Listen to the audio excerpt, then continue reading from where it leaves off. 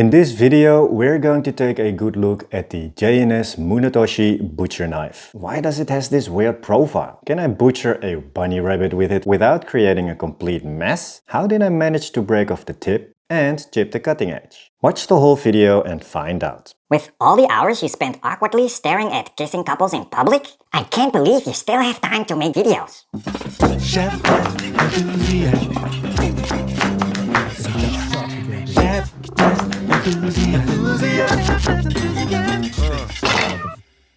Hello my fellow chef knife enthusiasts. The JNS Munetoshi Butcher Knife is known amongst the knife nerd community as one of the toughest and most robust knives on planet Earth. It's probably the knife Chuck Norris eats for breakfast after he's done roundhouse kicking your self-esteem.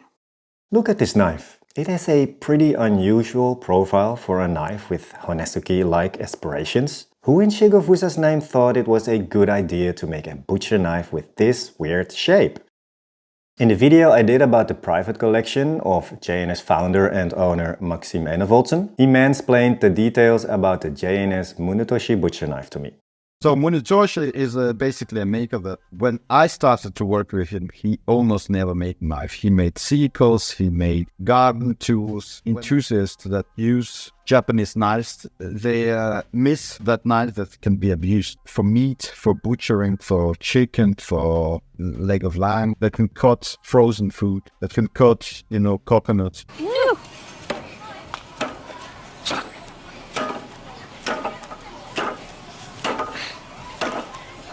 You don't want to do it with your hands. When I ask my guy, who do you want me to make a BEATER knife? Like, knife that you can beat up.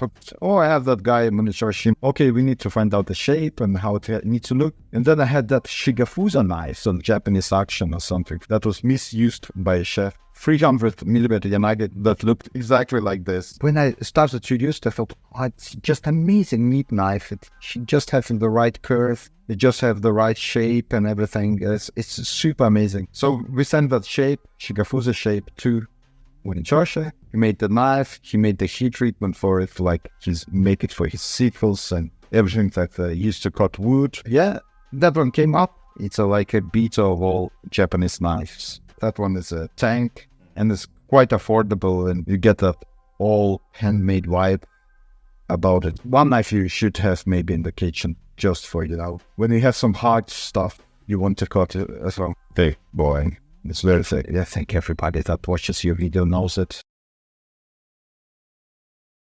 For a butcher knife or deboning knife, it does look quite unique. Compared to my Moritake Honesuki, it definitely has a different shape.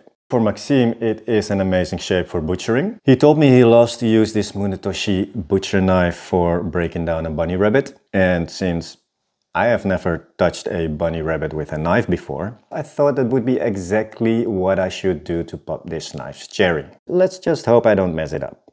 Hope? You're talking about hope? I have seen you mess up instant noodles. Obviously, I have no clue how to break down a bunny rabbit, so I guess I'll just have to trust my common sense and go on intuition. Let's start with taking off this bunny rabbit's head. This knife sure has no problem with decapitating a bunny rabbit. The knife cuts through the flesh very easily. The first leg I have ever taken off a bunny rabbit.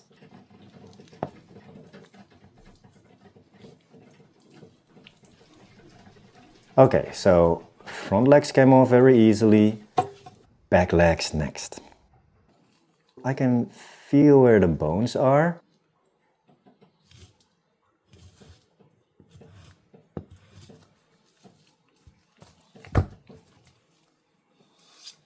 I think I'll just cut all around the joints and see where I go from there.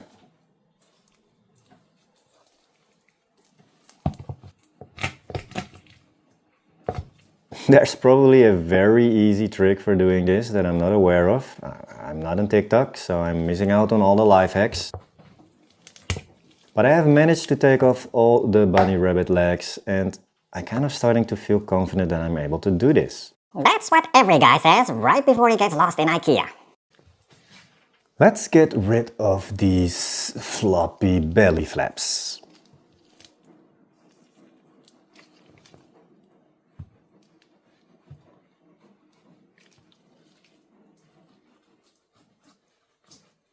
Easy going.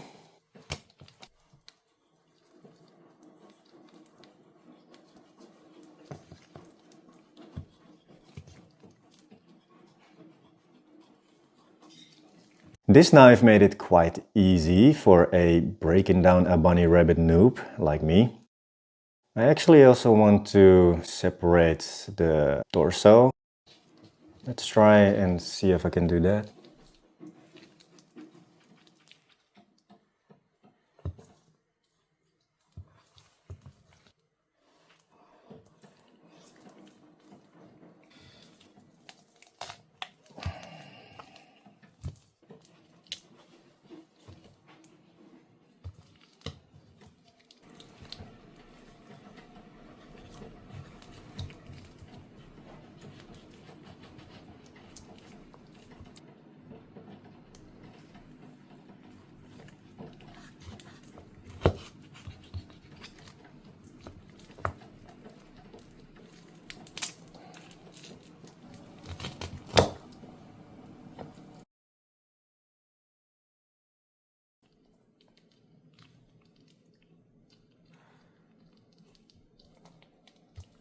There are a lot of bones in here.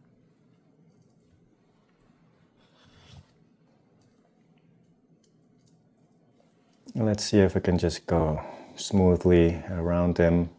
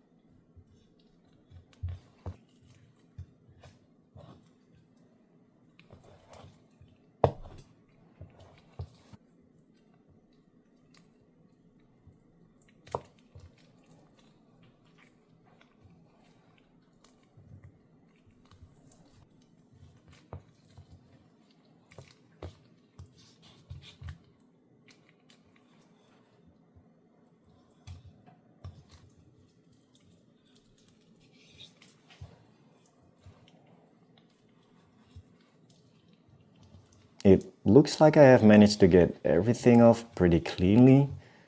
I'm actually not too disappointed in myself. Look at you, accomplishing things. Anyway, can this JNS Munetoshi Butcher Knife cut ribs? I hate to admit it, but I love them ribs you do. You brine them overnight, you gently simmer them for 2 hours so they almost fall off the bone. Then, when you serve them, you coat them in your special spicy sweet gochujang ketchup glaze, torch them off for some dirty caramelization, plate them up with some Korean oimichum cucumber salad, and garnish that with some apple blossom. Booyah! Fingers always be lit that day. My ears must be malfunctioning because I think I just heard my cat giving me a compliment about my ribs. Don't get too excited, buddy. Complimenting your ribs is like complimenting a key for opening a lock.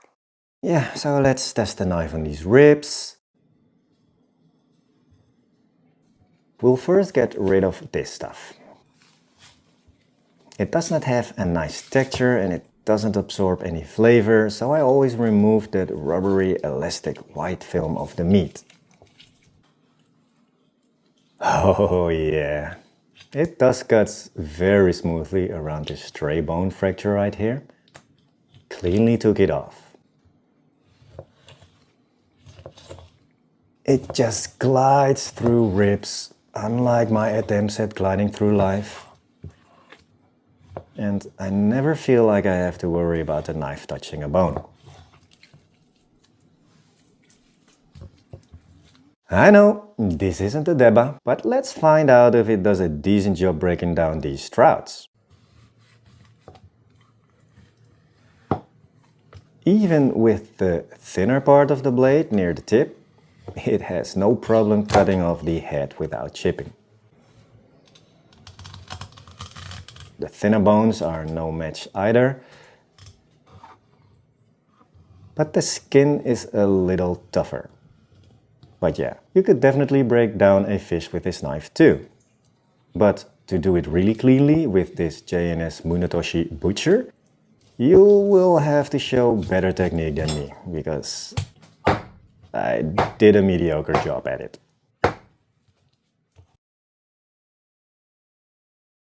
By the way, when Maxime asked me to destroy the JNS Kairu Gyuto for one of my earlier videos, I didn't took it literally, but guess what? Maxime did mean it literally. So I'm going to make it up to him. I'm going to do something stupid and really try to destroy this knife in the kitchen. For science.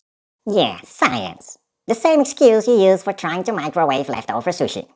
Just to be clear, don't try most of the things I'm going to do with this knife at home. You all heard me say it. So that being said, let's do something that might destroy this knife. The obvious thing to do is opening a can with it or using the tip as a screwdriver. But let's do a throwback to the coconut and not use my hands, but find out if this knife could be a Munetoshi coconut knife. That sound right there is the tip of the knife breaking off in slow motion.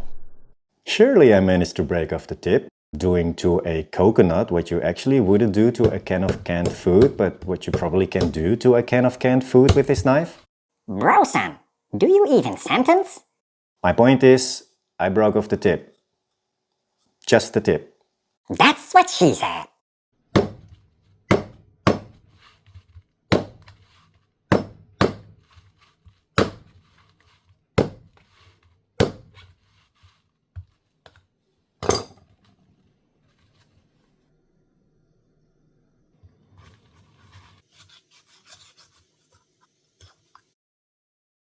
Behold, I've successfully destroyed the tip, but I'm not done yet. Let's cut something frozen. Occasionally my cat overlord demands some deer meat. Ah, yeah, it goes a little something like, "Hey, human, I want deer meat, and I want it 10 seconds ago." Let's start off with me gently tapping this hard sausage with the cutting edge of the knife. That came out weird, sorry.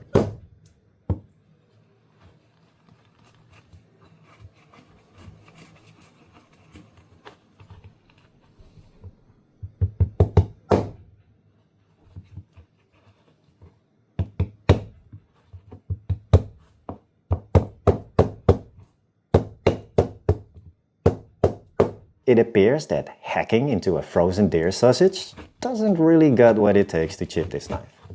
I'm not surprised it's not going through frozen stuff like butter, but I am getting some sort of slices off of it.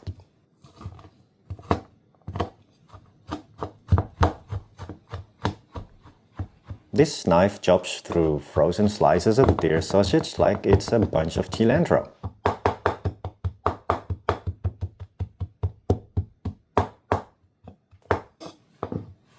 Okay, enough with the sweet talking. Let's destroy this knife in the kitchen already. Let's see if going full coconuts is finally going to do the trick. Remember what Simple Jack taught us in Tropical Thunder. You never go full coconuts. What do you know? The heel just doesn't want to break, not even going full coconuts with it. But surely the cutting edge will chip. That's what I'm talking about, folks. We did it. We broke off the tip and chipped the edge of this knife. And all I needed was a coconut. So it's safe to say that this JNS Munetoshi Butcher Knife is crap? Yep, you better off chopping coconuts by hand.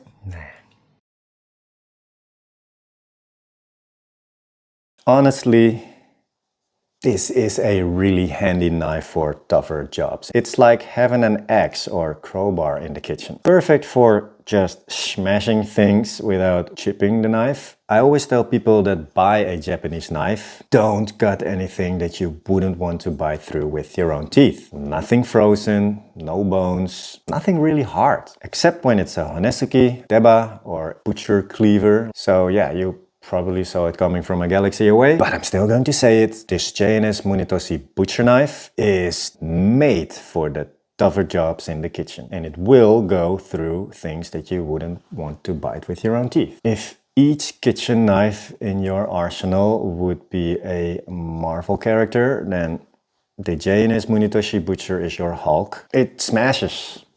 It just smashes. So if you're someone not like me, someone who actually deals a lot with meat, breaking down lots of animals, you're a regular home butcher, you probably should go for one of these knives.